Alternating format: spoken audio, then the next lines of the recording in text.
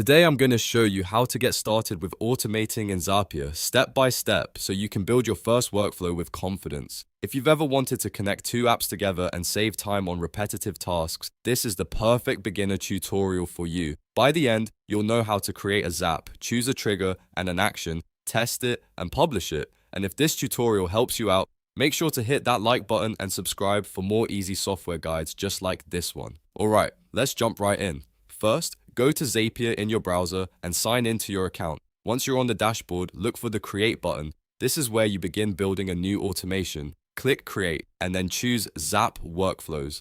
A Zap is Zapier's name for an automated workflow, and it's what connects your apps together behind the scenes. Now you're in the workflow builder. The first thing you need to set up is the trigger. The trigger is the event that starts your automation. Click on Trigger and then search for the app you want to use. For example, you can type Sheets if you want to use Google Sheets. Once you see the right app, select it from the list. After selecting the app, Zapier will ask you to choose a trigger event. This is the exact event that will launch the automation.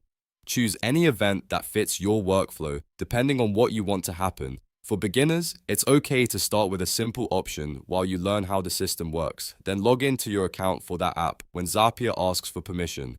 This connection is what allows Zapier to read data or watch for changes. Once your trigger is set, it's time to add the action. Click on Action.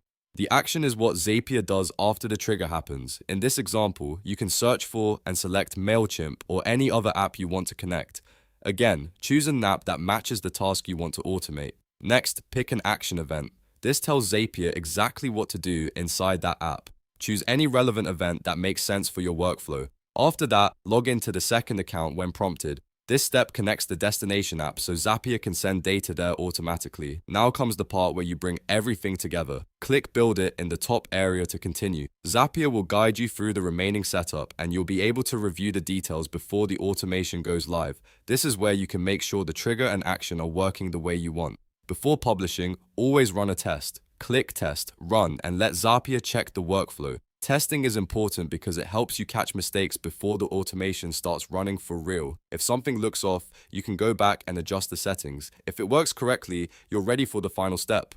Now click Publish.